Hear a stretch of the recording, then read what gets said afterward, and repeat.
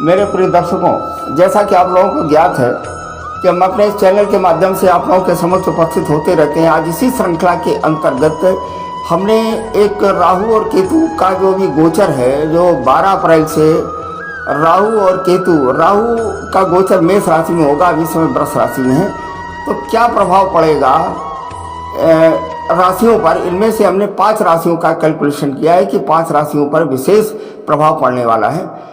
मित्रों, राहु और केतु के बारे में आपको पता है कि राहु केतु को ग्रहों की तरह से इन्हें हम गणना में शामिल करते हैं, जबकि ग्रह नहीं है।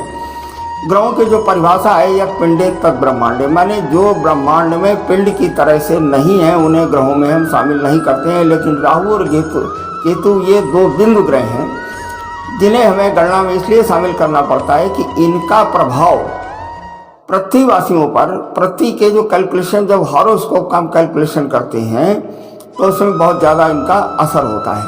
और अब मित्रों जो है समझ लेते हैं कि राहु और केतु ये है क्या।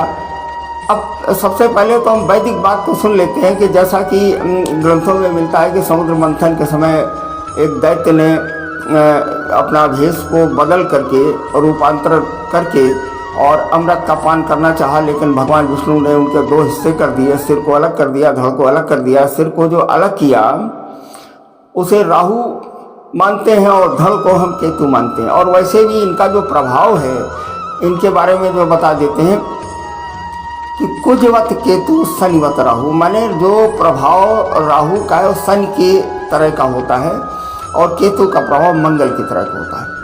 राहु और केतु हर में वक्री चाल से चलते हैं। अभी इस समय राहु वृष राशि में, वृष राशि से 12 अप्रैल को मेष राशि में ये गोचर कर जाएंगे। तो जब मेष राशि में ये गोचर करेंगे तो ये क्या प्रभाव डालेंगे, इसके बारे में हम चर्चा करेंगे मित्रों। तो आइए अब जो है समझ लेते हैं कि राहु के बारे में इतना डर क्यों है, ऐसा क्यों डरते हैं। एक काल सर्प योग बनता है राहु और केतु से। काल सर्प दोष से होता यह है कि जिसकी जन्मपत्री में राहु और केतु एक्सिस के बीच में अगर सारे ग्रह आ गए तो काल सर्प दोष से मानते हैं। और ये भ्रांति फैला दी गई है कि जिसकी कुंडली में काल सर्प योग है वो व्यक्ति जीवन में कुछ नहीं कर पाता। जबकि राहु के बारे में ये पता है, राहु एक छिद्र ग्रह है। राहु अचानक से धन देते हैं। राहु जिस भाव में बैठ जाते हैं उस भाव के कारकत्व को नष्ट कर देते हैं। जैसे राहु अगर 6ठे स्थान में आ जाए तो 6ठे स्थान का जो कारकत्व है वो रोग और ऋण है। तो राहु वहाँ बैठ करके क्या करेंगे कि रोग और ऋण को समाप्त कर देंगे। राहु हरदम ये जो 3, 6, 10 और 11 माने तीसरे भाव में, 6ठे भाव में, 10वें भाव में, 11वें भाव में और 12वें भाव में ये विशेष फल देते हैं। माने राहु अगर खराब भाव में बैठ जाता है, जैसे 3, 6, 11, ये त्रिशदाय भाव है, माने तीसरा स्थान, 6ठा स्थान और 11वां स्थान ये त्रिशदाय की श्रेणी में आता है। अगर इसमें राहु की स्थिति उत्पन्न हो जाती है तो ये बहुत ही अच्छा फल देते हैं और मतलब उस भाव के कारकत्व को बढ़ा देते हैं। इन भावों में राहु शुभ और लाभकारी होते हैं। मित्रों, तो आज हमारा केवल उद्देश्य इतना है कि राहु अभी अपनी राशि को 12 अप्रैल को चेंज करेंगे, तो हमने 5 राशियों को गणना में शामिल किया है कि इन 5 राशियों पर क्या प्रभाव पड़ने वाला है, इसके बारे में हम बात करेंगे। आप लोग इस वीडियो को अंत तक देखें और विनम्र निवेदन है कि इसे आप लोग सब्सक्राइब और लाइक करें और शेयर भी करें, ताकि आपके साथ साथ अन्य लोगों को भी इसका फ़ायदा हो, लाभ हो। अगर वीडियो अच्छा लगे तो आप निश्चित रूप से शेयर करें और कम से कम अपने मित्रों को भी इसके बारे में बताएं। तो राहु और केतु के बारे में अब आगे विशेष बात यह है कि राहु अचानक से धन लाभ कराते हैं। राहु वाणी दोष बना देते हैं। अगर दूसरे स्थान में राहु की स्थिति बने या उनके ऊपर दृष्टि पड़ जाए तो वाणी दोष बना देते हैं। अगर पंचम स्थान में राहु की पोजीशन अगर बन जाती है तो संतान को कष्ट देते हैं। संतान के आने में, माने संतान के जन्म में ये विशेष तौर से शिक्षा में रुकावट ले आते हैं। और अनैतिक प्रेम संबंधों को क्या करते हैं, ये जन्म देते हैं। माने इस तरह से, और अगर 7वें स्थान में राहु की स्थिति बन जाती है तो उस भाव का, 7वें भाव का जो कारकत्व है, पत्नी में दाम्पत्य जीवन सुखी रहना चाहिए, तो ये उस भाव में राहु बैठ करके उसके कारकत्व को नष्ट कर देते हैं और वहाँ दूरियां बना देते हैं। तो मित्रों, वहाँ जब दूरियां बनाएंगे तो वैवाहिक जीवन नष्ट हो जाएगा। कभी कभी तो तलाक की स्थिति पैदा हो जाती है। हमने बहुत सी ऐसी कुंडलियाँ देखी हैं जिनका कोई जो आपस में पत्नी में अनबन रहती है, तो हमने राहु ग्रहों की स्थिति को देखा और 107वें स्थान में लगने वाले अन्य पापी ग्रहों का भी प्रभाव देखा। तो इससे इस बात का पता लग जाता है कि वैवाहिक जीवन में आपस में जो अच्छे संबंध नहीं है वो क्यों नहीं है। इसके पीछे यही एक मेन कारण है। आइए अब वीडियो को लंबा न करते हुए हम प्रारंभ करते हैं। उन 5 राशियों की बात करते हैं कि जिन्हें राहु से बहुत ज़्यादा लाभ मिलने वाला है। तो सर्वप्रथम वो भाग्यशाली राशि है वृष राशि। अभी इस समय जो राहु का गोचर है वो वृष राशि में है। तो वृष राशि वाले, वृष राशि वृष लग्न वालों को देखिए, हमारा जो राशिफल है आप लोग लग्न से देखें। राशि वो होती है जिसमें चंद्रमा की स्थिति होती है। तो जन्म के समय चंद्रमा जिस नक्षत्र में होता है उस नक्षत्र से जो राशि बनती है वो जन्म राशि कहलाती है। लेकिन हमारा जो ये वीडियो है आप लोग लग्न से ही देखा करें। तो वृष लग्न वालों के लिए इस समय राहु की स्थिति उनके लग्न में है, और लग्न में राहु होकर के ये स्वास्थ्य को खराब कर रहे हैं और मानसिक स्थिति को भी गड़बड़ कर रहे हैं, वैवाहिक जीवन को खराब कर रहे हैं। जो विद्यार्थी हैं तो यहाँ से बैठकर राहु की पंचम दृष्टि उनके 5वें स्थान पर, माने शिक्षा के स्थान में, प्रेम के स्थान में, तो ये संभावना गड़बड़ इस समय चल रहा है। और जब राहु 12 अप्रैल को ये 12वें स्थान में गोचर कर जाएंगे, माने वृष राशि से जब ये अपनी विपरीत राशि में गोचर करेंगे तो ये इनकी मेष राशि होगी, और मेष राशि इनके 12वें स्थान में पड़ेगी वृष राशि के। तो 12वें स्थान में राहु की जिस समय स्थिति होगी, ये विदेश यात्रा का धन होता है, माफ कीजिएगा, विदेश यात्रा का भाव होता है। और 7वें अब 12वें स्थान में राहु बैठ करके एक तो विदेश यात्राएं जो है करवाता है। अगर आपका व्यापार विदेश से धन के आने का है तो विदेश से धन की स्थिति तो आएगी, पैसा निश्चित आएगा। यहाँ से जो दृष्टि पड़ेगी वो 4थे स्थान में पड़ेगी। 4था स्थान भूमि, भवन और वाहन का है, मतलब जमीन के लिए और वाहन के लिए नए नए योग बनते हैं। अचानक से धन की प्राप्ति होगी, लेकिन धन कहाँ से आएगा, वो विदेश से आएगा। माने हजारों किलोमीटर दूर से अगर आपका व्यापार विदेश से है तो वहाँ से धन आने की स्थिति बनेगी। लेकिन एक चीज़ यहाँ पर जो गड़बड़ होगी कि चूँकि 4था स्थान प्रमुख रूप से ये माता का स्थान होता है और माता के स्वास्थ्य को खराब करेगा। लेकिन यहाँ चूँकि सिंह राशि पड़ेगी वृष लग्न वृष राशि वालों के लिए, तो बहुत ज़्यादा प्रभाव नहीं पड़ेगा। और 12वें स्थान में मेष राशि में वृष राशि वालों के लिए राहु की जो स्थिति बनेगी, इनकी जो दृष्टि पड़ेगी 7वीं दृष्टि इनके 6ठे स्थान में पड़ेगी, और 6ठा स्थान शत्रुओं का स्थान है। तो यहाँ पर जिस समय राहु की दृष्टि पड़ेगी तो शत्रुओं का सफाया हो जाएगा। आपने जो ऋण ले रखा है, जो कर्ज ले रखा है, वो भी उतरने लगेगा, उसकी भी स्थिति अच्छी बनेगी। और यहाँ से इनकी 9वीं दृष्टि बनेगी। देखिए राहु की 3 दृष्टियाँ हैं, 5वीं, 7वीं और 9वीं। तो यहाँ से जो 9वीं दृष्टि पड़ेगी वो आयु के स्थान में पड़ेगी, और यहाँ आपके धनु राशि है, धनु राशि का स्वामी गुरु है। तो हालांकि गुरु चांडाल योग बनेगा यदि अगर यहाँ पर राहु की मतलब गुरु की स्थिति है, तो जन्म के समय आप देख लीजिएगा कि क्या स्थिति बन रही है। लेकिन मैं यही कहूँगा कि 12 अप्रैल के बाद आपके जितने भी काम हैं, जो भी वृष राशि में राहु के गोचर से बिगड़े हैं, स्वास्थ्य खराब हुआ, पत्नी से संबंध खराब हुए, शिक्षा में रुकावट हुई, ये सारी चीज़ें सब मेकअप हो जाएंगी और धन के लिए स्थिति अच्छी बनेगी। अब हमारी अगली राशि है मिथुन राशि। मिथुन राशि को 3 नंबर से लिखा जाता है। ये काल पुरुष की ये तीसरी राशि है और इसका स्वामी बुध है, और ये बुध की 2 राशियां हैं, मिथुन और कन्या। तो यहाँ पर मिथुन राशि में जो राहु 12 अप्रैल को जाने वाले हैं वो एकादश स्थान में जाएंगे। एकादश स्थान ये लाभ का स्थान है, बड़े भाई का स्थान है। तो इस स्थान में बैठ करके मिथुन लगने वालों के लिए राहु क्या करेंगे, लाभ का कि मतलब आप जो व्यापार कर रहे होंगे वहाँ से लाभ मिलेगा, पैसा आएगा।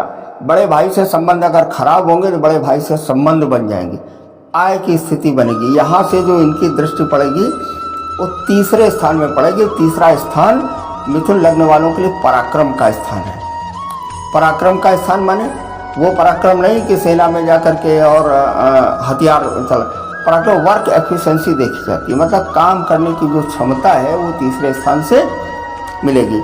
तो मिथुन लगने वालों के लिए पराक्रम आपका बढ़ेगा, माने जो आप काम कर रहे हो तेजी से आप काम करेंगे।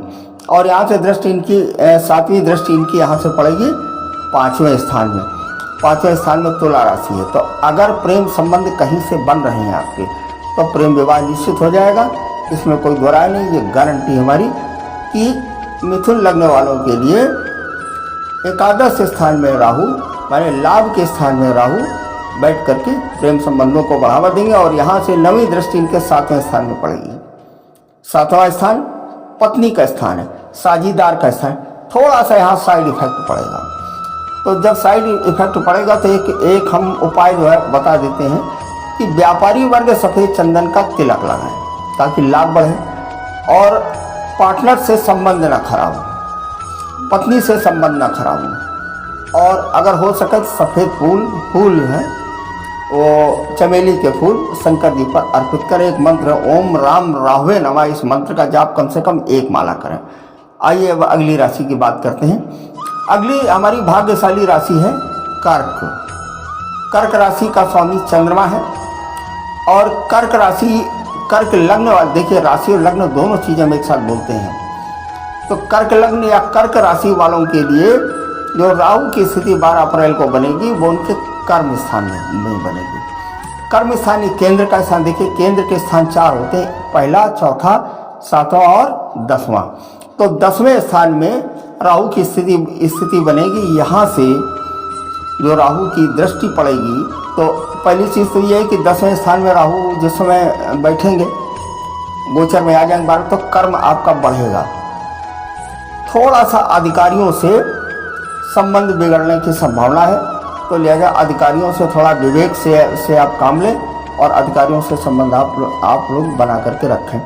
यहाँ से दृष्टि पड़ेगी वाणी के स्थान में, धन के स्थान। 5वीं दृष्टि यहाँ से वाणी और धन के स्थान में पड़ेगी।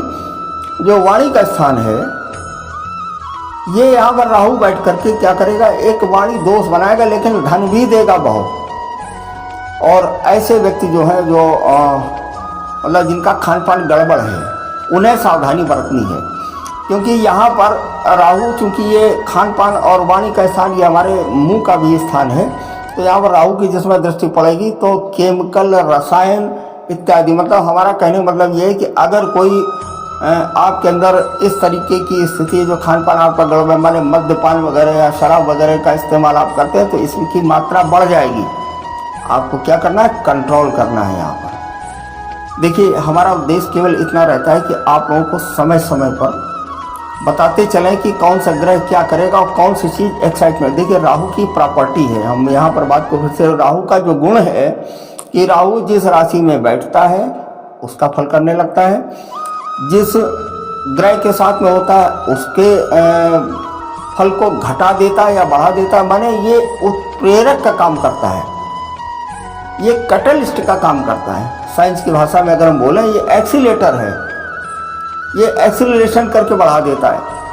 तो ये सावधानी बताना इसलिए आवश्यक है कि राहु अगर उनकी दृष्टि, देखिए ये कर्म के स्थान पर कर्म बढ़ेगा, उनकी जो दृष्टि पड़ेगी वाणी के स्थान में पड़ेगी और धन के साथ तो धन भी बढ़ेगा, लेकिन वाणी के स्थान में पड़ेगी। अगर इसमें मंगल वगैरह की दृष्टि, मंगल की स्थिति अगर है तो ये चंडाल योग बनेगा और ये अंगारक योग बनेगा, माफ कीजिएगा, और ये वाणी दोष को बना देगा। और यहाँ पर राहु बैठकर केमिकल और रसायन की मात्रा बढ़ा देगा, क्योंकि खान पान का भी ये भाव है। तो कर्क राशि, कर्क लगने वालों के लिए ये विशेष निर्देश है कि 12 अप्रैल के बाद खान पान पर आप कंट्रोल करना। और यहाँ से जो दृष्टि पड़ेगी चौथे स्थान में पड़ेगी, माता के स्वास्थ्य कभी यहाँ से उनका गड़बड़ हो सकता है, तो ये ध्यान रखें। और इनकी जो नवी दृष्टि पड़ेगी वो शत्रुओं के स्थान में पड़ेगी, तो शत्रुओं का सफाया भी होगा। अगर कर्ज आपने ले रखा है तो कर्ज उतरने की स्थिति बनेगी, और अगर नहीं लिया है और लेना चाहते हैं तो कर्ज आपको 12 अप्रैल के बाद मिलेगा। अब बात करते हैं अगली राशि हमारी वृश्चिक राशि है।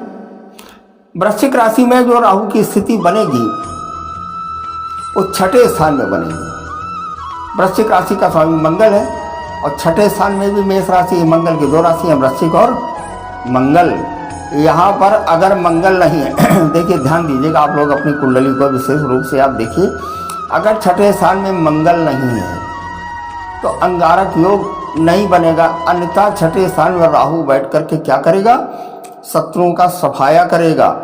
अगर कोर्ट में कोई केस लगा जिसका जजमेंट आना है तो आपके पक्ष में आएगा। यहाँ से जो इनकी दृष्टि पड़ेगी वो कर्म के स्थान में पड़ेगी, तो कर्म माने 10वें स्थान में पड़ेगी, तो आपका कर्म भी बढ़ेगा। और यहाँ से जो दृष्टि पड़ेगी इनकी वो 12वें स्थान में पड़ेगी। 12वां स्थान विदेश का स्थान है, वहाँ से विदेश यात्रा के योग भी बनेंगे, और वहाँ से धन आने की भी स्थिति बनेगी। और यहाँ से जो दृष्टि पड़ेगी वो वाणी के स्थान में पड़ेगी, और वाणी के स्थान में जब पड़ेगी, वाणी के स्थान में धनु राशि है मित्र, तो लिहाजा राहु गुरु के साथ में, अगर गुरु की पोजीशन केंद्र में अच्छी नहीं है तो धन में ये कमी जरूर आएगी, लेकिन शत्रुओं का सफाया विनाश हो जाएगा।